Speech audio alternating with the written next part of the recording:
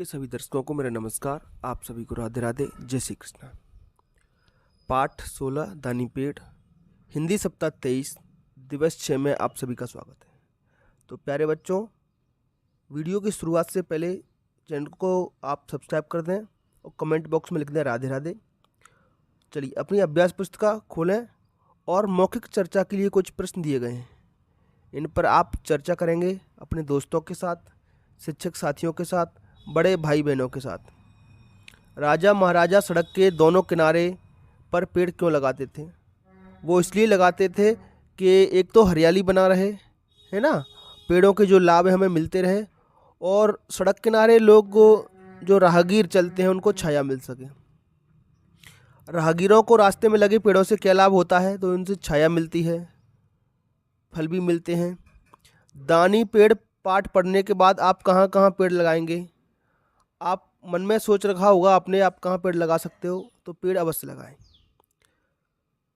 पठन बोध में सप्ताह 23 के प्रथम दिवस में दिए पठन बोध को फिर से पढ़ना है आपको, है ना। जो दिवस 1 में जो पठन बोध शुरुआत में दिया गया है उसको पढ़ना है आपको, ठीक है प्यारे बच्चों। इसके बाद लिखित भाषा प्रश्न है आपका। पेड़ ने लड़के को बूढ़े होने तक क्या क्या चीज़ें दी? तो फल फूल दिए थे, लास्ट में बूढ़ा हो गया तो उसको छाया दी थी, उसको लकड़ी की ज़रूरत थी, घर बनाने के लिए लकड़ी दी, नाव बनाने के लिए नाव दी उसने, और लास्ट में ठूंठ भी दिया था। ये सब पेड़ ने उस लड़के को बूढ़े होने तक दिया। बूढ़े आदमी ने पेड़ से अपनी कौन सी असमर्थता बताई? जब लास्ट में बूढ़ा आदमी आया पेड़ के पास तो बूढ़े आदमी ने कहा, अब मुझे कुछ नहीं चाहिए, बस आराम से बैठना चाहता हूँ। ये बूढ़े आदमी ने कहा था। प्रश्न क्रमांक 3, पेड़ कब खुश था? अपना सब कुछ देकर भी पेड़ खुश था। तालिका में दिए गए कथन किसने किससे कहा लिखिए। क्या तुम मुझे कुछ पैसे दे सकते हो? ये वाक्य लड़के ने कहा था। किससे कहा था? पेड़ से।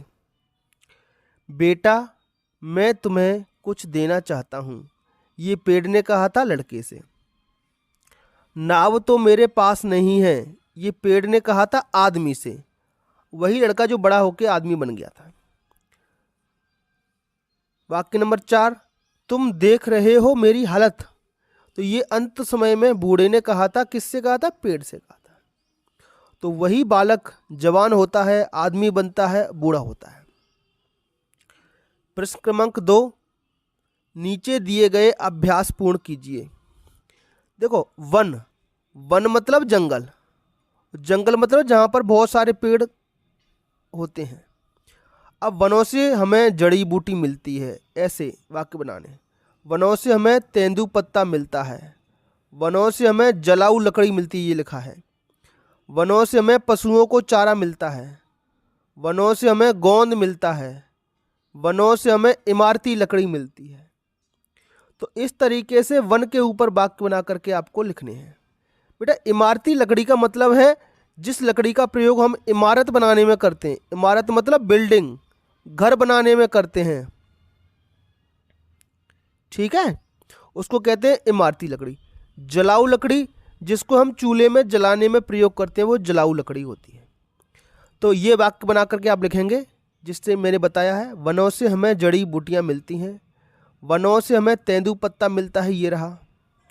वनों से हमें जलाऊ लकड़ी मिलती है, ये रही। वनों से हमें गोंद, पशुओं को चारा मिलता है। तो इस तरीके से आप पॉइंट बना करके लिख दोगे, यही आपका वन के ऊपर निबंध, जंगल के ऊपर, पेड़ों के ऊपर निबंध बन जाएगा। वनों की जगह पेड़ लिख देंगे तो पेड़ों पर निबंध बन जाएगा। अगला प्रश्न क्रमांक 3, पढ़िए और समझिए। नीचे लिखे शब्दों में ज वर्ड के नीचे बिंदु ज लगाए। ऐसे ज बना हुआ है, ऐसे ज बिंदु लगा हुआ है। इस बिंदु को नुक्ता कहते हैं। क्या कहते हैं इस बिंदु को? नुक्ता। ऐसे शब्दों को रेखांकित कीजिए। जैसे आवाज़, इसके नीचे लाइन खींच दीजिए। आवाज़ पे ज के नीचे नुक्ता लगा है। बाजार, बाजार को अंडरलाइन कीजिए, ज के नीचे नुक्ता लगा है। रोज, इसका मतलब ये है, ये जो शब्द है वो किसी अन्य भाषा से आया हुआ है। अन्य भाषा से कोई शब्द आता है तो हम नुक्ता ध्वनि का प्रयोग करते हैं। नुक्ता मतलब अक्षर, वर्ण के नीचे ऐसी बिंदी टाइप की। प्रश्न क्रमांक 4, इस तरह वाक्य बनाओ। एक मिठाई थी, मिठाई का नाम जलेबी था। अगला वाक्य, एक खेल था, खेल का नाम क्रिकेट था। एक वाहन था, वाहन का नाम बस था। एक फल था, फल का नाम आम था। इसका तो पॉइंट नंबर 4 मैंने आपके लिए बनाया है अपने मन से, तो इसका जवाब आप मुझे कमेंट बॉक्स में देंगे। अपने मन से कुछ सोचो, है ना, और उसके बारे में वाक्य बनाओ। अगला है धारा प्रवाह पठन। सॉरी। प्लास्टिक को रासायनिक प्रक्रिया से बनाया जाता है। इसमें रखी गई खाने की चीज़ों में जहरीले रसायन मिल जाते हैं। ये रसायन खाने के साथ हमारे पेट में जाकर हमारे स्वास्थ्य को हानि पहुंचाते हैं। हमें प्लास्टिक का उपयोग कम से कम करना चाहिए। प्रश्न क्रमांक 1, प्लास्टिक का अधिक उपयोग क्यों नहीं करना चाहिए? क्योंकि बेटा ये हमारे स्वास्थ्य को हानि पहुंचाता है, ये लिखा है। लिख दो, प्लास्टिक हमारे स्वास्थ्य को हानि पहुंचाता है, इसलिए इसका अधिक उपयोग नहीं करना चाहिए। प्लास्टिक कैसे बनता है? तो ये लिखा है, प्लास्टिक रासायनिक प्रक्रिया से बनता है। तो लिख दो, प्लास्टिक को रासायनिक प्रक्रिया से बनाया जाता है। अगला प्रश्न देखते हैं, स्वतंत्र अभ्यास है।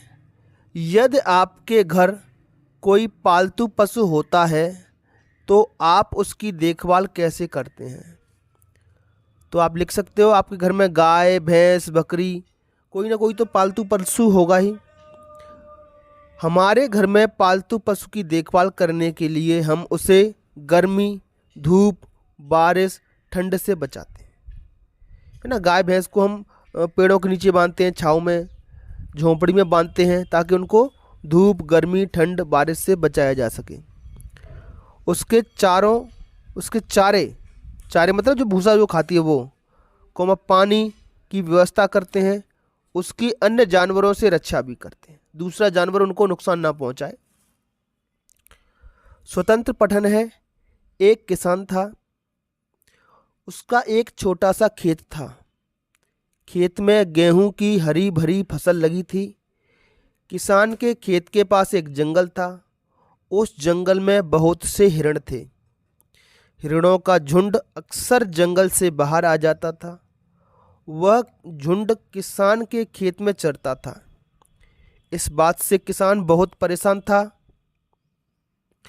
वह हमेशा खेत पर डंडे लेकर बैठा रहता ताकि हिरण फसल न खाएं। किसान जैसे ही घर आता, हिरणों का झुंड उसके खेत में चरने आ जाता। एक दिन किसान ने तरकीब सोची, क्यों न किसान जैसा कपड़ों का एक पुतला बनाकर लगा दूं। किसान ने अपने घर के पुराने कपड़े इकट्ठे किए, उन्हें लाठी में इस तरह पहनाया कि पुतला लगे। उसके ऊपर एक मटकी रख दी। वह पुतला पूरा किसान जैसा दिखने लगा। इस पुतले को काक भगोड़ा कहते हैं। इसे खेत में लगाकर सभी पशु पक्षियों ने खेत में आना बंद कर दिया। किसान ने एक पुतला अपने खुद के जैसा पुतला बना करके खेत में लगा दिया, तो पशु पक्षियों को क्या लगा कि ये किसान ही खड़ा है, और उसमें आना उन्होंने बंद कर दिया। तो आपने खेतों में ऐसे लगे हुए देखे होंगे। प्रश्न क्रमांक 1, काक भगोड़ा का क्या उपयोग है? तो जानवरों को भगाने के लिए खेतों में आदमी का पुतला लगाकर फसल को बचाया जाता है ना। तो फसल को बचाना ही और पशु पक्षियों को भगाना ही इसका उपयोग है। प्रश्न क्रमांक 2, आपके क्षेत्र में ऐसे पुतलों को क्या कहते हैं? तो अलग अलग क्षेत्रों में इसके अलग अलग नाम है। आपके क्षेत्र में क्या कहते हैं? जैसे हमारे क्षेत्र में इसको कहते हैं काक भगोड़ा। कहीं कहीं इसका नाम सुनने को मिलता है बिजूका। बिजूका। आपके यहाँ इस पुतले को खेत में लगाते हैं, उसको क्या कहते हैं? इसके बाद श्रुतलेख है। इसमें शिक्षक कुछ वाक्य बोलेंगे और बच्चे उन वाक्यों शब्दों को लिखेंगे। तो बच्चों, आज की वीडियो में इतना ही। आपको वीडियो कैसा लगा हमें कमेंट बॉक्स में बताएं। फिर मिलेंगे अगली क्लास में। तब तक के लिए आपका दिन शुभ हो। Have a nice day. Thank you.